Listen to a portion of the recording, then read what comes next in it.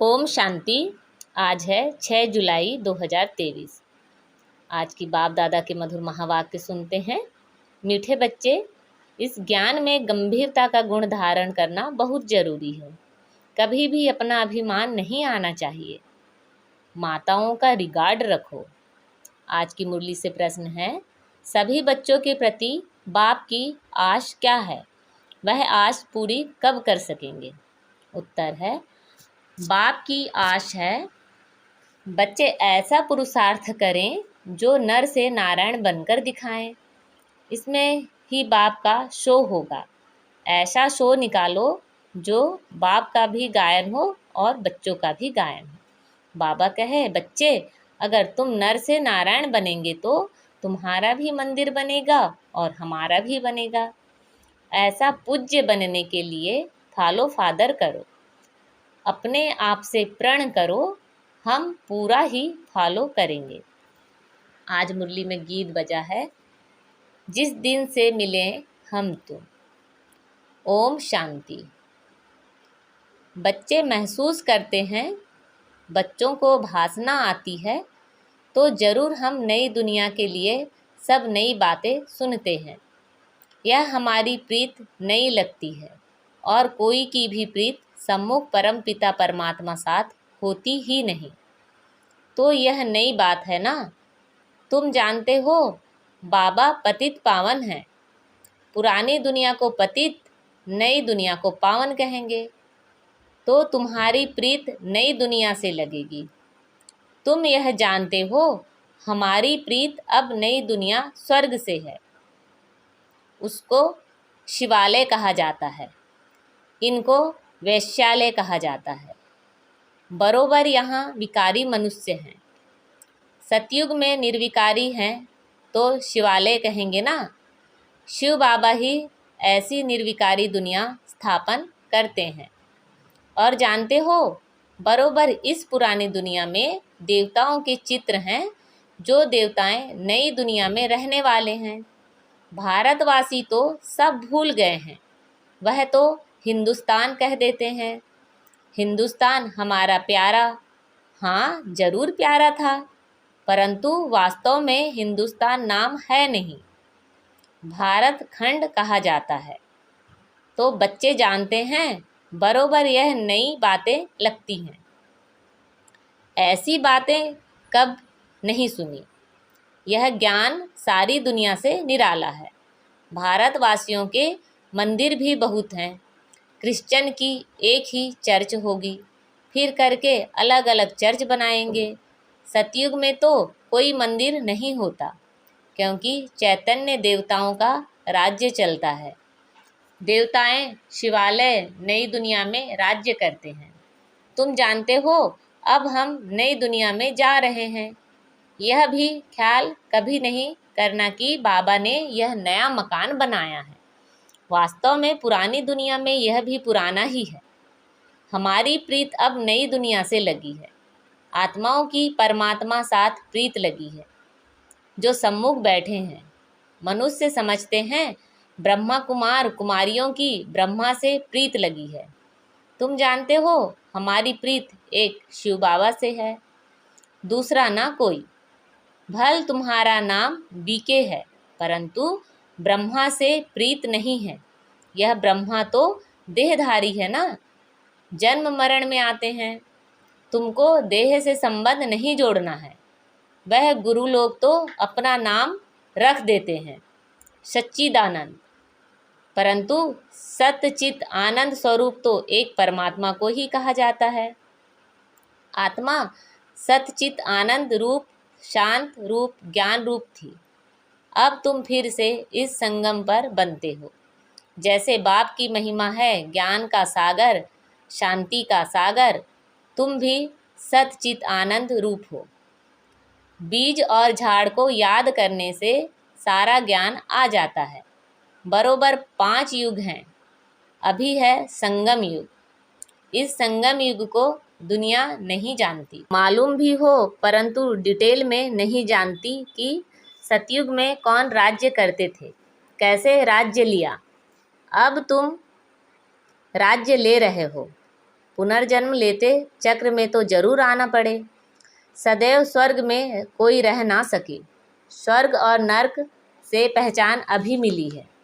अभी कलयुग है, फिर सतयुग जरूर होगा, तो जरूर संगम पर ही परम पिता परमात्मा आया होगा। उनकी महिमा ही अलग है।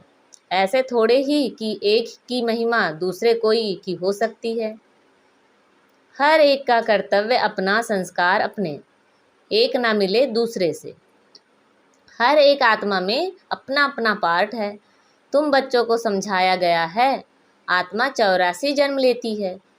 तुम नई बातें सुनते हो। भगवान नु आज मैं राजयोग सिखलाए तुमको। राजाओं का राजा अर्थात नर से नारायण, नारी से लक्ष्मी बनाता हूँ। बाबा पूछते भी हैं, तुम सूर्यवंशी नारायण बनेंगे या चंद्रवंशी राम बनेंगे? कहते हैं बाबा एम ऑब्जेक्ट तो सूर्यवंशी बनने की है। नंबरवार तो होते हैं ना। बैरिस्टर कोई बहुत अच्छा, कोई हल्का होता है। कोई सर्जन तो लाखों रुपया कमाते, कोई बहुत थोड़ा कमाते। पढ़ाई पर मदार रहता है। तुम्हारे में भी कोई तो बहुत कमाई वाले बनेंगे, तख्त पर बैठेंगे। यह बड़ा बेहद का ईश्वरीय कॉलेज है। उन कॉलेजों को हद होती है। इतने पास होंगे, यह है बेहद का कॉलेज। तो तुम नई बातें सुनते हो। अभी तुम समझ रहे हो, तुम अबलाओं को बल देने वाला वह परम पिता परमात्मा ही है। जानते हो परमात्मा बाप से हमको कितना बल मिलता है? हम वारियर्स सेना है, युद्ध के मैदान में खड़े हैं। नई बात है ना। गीता में पांडवों और कौरवों की लड़ाई दिखाई है, परंतु लड़ाई की तो बात ही नहीं। हर एक बात नई है। श्री कृष्ण तो नई दुनिया का अल्फ हैं। अल्फ से लेकर अब नई बातें हैं। नई दुनिया का अल्फ है। लक्ष्मी नारायण फिर उनके पीछे उनके बच्चे। तो लक्ष्मी नारायण है सतयुगी मनुष्य, सृष्टि के अल्फ। यहाँ मनुष्य सृष्टि का रचयिता अल्फ ब्रह्मा है। पहले पहले हैं परमपिता परमात्मा अल्फ, पीछे ब्रह्मा को अल्फ बनाते हैं, फिर लक्ष्मी नारायण को अल्फ बनाते हैं। यहाँ तुम ब्राह्मण कुल के हो। ब्राह्मण कुल का बड़ा ब्रह्मा ही गाया जाता है। ब्राह्मण तो भल वह भी हैं, परंतु ब्रह्मा कुमार कुमारियाँ नाम कभी नहीं सुना है। गीता में भी यह नाम नहीं है। तो नई बात है ना। भारत को हिंदुस्तान कहने कारण हिंदू धर्म कह देते हैं। अपने प्राचीन धर्म की पहचान नहीं है, जैसे कि देवता धर्म है ही नहीं। अपने धर्म को ना जानने के कारण कहते हैं सब धर्म एक ही है। भल सब धर्म यहाँ रह सकते हैं कि जिसको चाहो सो रहे फ्री में। सभी धर्मों को मान देते हैं। कोई भी धर्म वाला आकर रह सकता है। बाहर में देखो वह दूसरे धर्म वालों को निकालते रहते हैं। सीलान, बर्मा आदि से इंडियन को निकालते रहते हैं। भारत में वास्तव में प्राचीन देवी देवता धर्म वाला था, परंतु वह तो कहते कोई भी आकर रहे। अब इकट्ठे तो रह ना सके। जहाँ तहाँ धर्मों की बहुत खिटपिट है। कहते हैं भारत सभी धर्मों को इस्लाम बना देगा, इसीलिए भारत की महिमा है। अब तुम सभी नई बातें सुनते हो। इस समय भारत में देवी देवता धर्म का कोई है नहीं। हम उस नई दुनिया के लिए पुरुषार्थ कर रहे हैं। शिव बाबा स्वर्ग रचते हैं। यूं तो ब्रह्मा की संतान सब हैं, परंतु ब्राह्मण खास गाए हुए हैं। उनको कब रचा? जरूर संगम पर रचा। वर्ण भी अच्छी रीति दिखाते हैं। हम ब्राह्मण चोटी फिर देवता, क्षत्रिय वैश्य शूद्र बनते हैं। तो यह ज्ञान बड़ा गूढ़ रमणीक है। मुश्किल किसकी बुद्धि में बैठता है। तुम बच्चे इस ज्ञान को अच्छी रीति धारण करो। कभी भी ब्राह्मणी से रूठना नहीं। रूठ करके पढ़ाई को नहीं छोड़ना है, नहीं तो रसातल में चले जाएंगे। बाप आया है सुनाने तो सुनना चाहिए। भक्ति मार्ग में कितना नियम होता है। गीता सुनने का, वह पूरे नेम से सुनते हैं। मंदिर में भी नेम पूर्वक जाते हैं, रोज पक्का नेम रखते हैं। तुम्हारा नेम तो बड़ा कड़ा है, एक घड़ी आधी घड़ी, फिर बढ़ाते रहना है। बाबा को याद करने से बुद्धि का ताला खुलेगा। विचार सागर मंथन कोई शिव बाबा नहीं करते हैं, उनको दरकार ही नहीं विचार सागर मंथन की, तुमको दरकार रहती है। किसको कैसे समझाएं? तो कभी भी रूठना नहीं चाहिए, एक दो का रिगार्ड रखना चाहिए।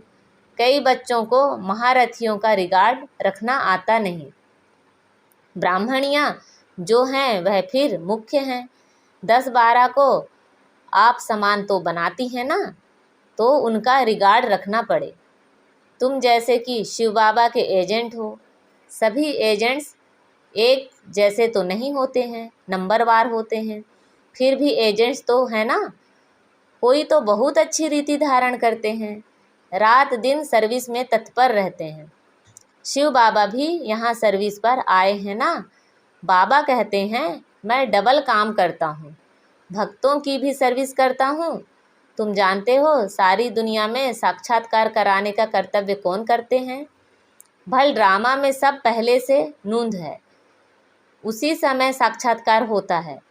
समझते हैं गॉडफादर ने दिव्य दृष्टि से साक्षात्कार कराया, जहाँ तहाँ साक्षात्कार होते हैं।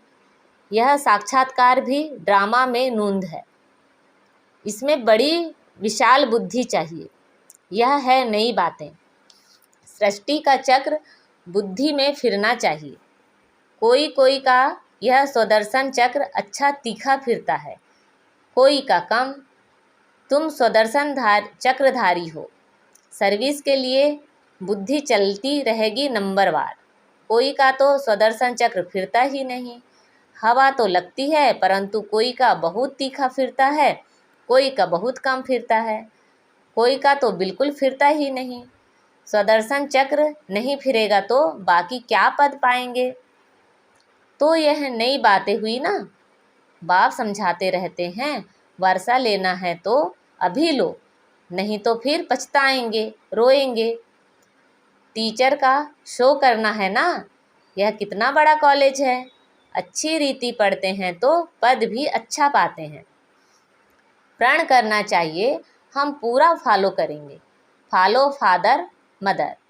ऐसे भी नहीं बैरिस्टर का बच्चा बैरिस्टर ही बनेगा, नहीं, कोई डॉक्टर बनेगा, कोई इंजीनियर, कोई तो शैतान डाकू भी निकल पड़ते हैं। बाप कहते हैं मेरा शो निकालने तुम नर से नारायण बनकर दिखाओ, मेरा भी गायन होगा, तुम्हारा भी गायन होगा, तुम भी देवता बनेंगे। हमारा मंदिर बनेगा तो तुम्हारा भी बनेगा। मुख्य मंदिर होना चाहिए एक शिव बाबा का, फिर उनके साथ ब्रह्मा और बच्चे।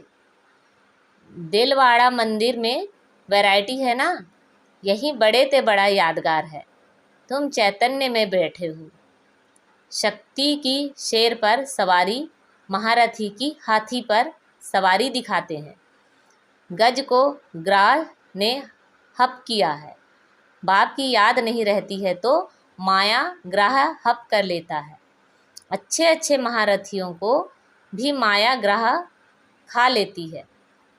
इसमें बड़ी गंभीरता चाहिए और अभिमान नहीं आना चाहिए। मैं यह करता हूँ, जितना हो सके हर बात में माताओं को आगे रखना है, माता का रिकॉर्ड रखना है। अब चाबी माता के हाथ में होनी चाहिए, माता द्वारा समाचार आना चाहिए। हाँ, कहाँ कहाँ कन्या अथवा माता से कुमार होशियार होते हैं, उनको फिर राय लिखनी है। हुक्म सरकार का, राज्य रानी का है। पहले रानी फिर राजा, पहले माता गुरु चाहिए।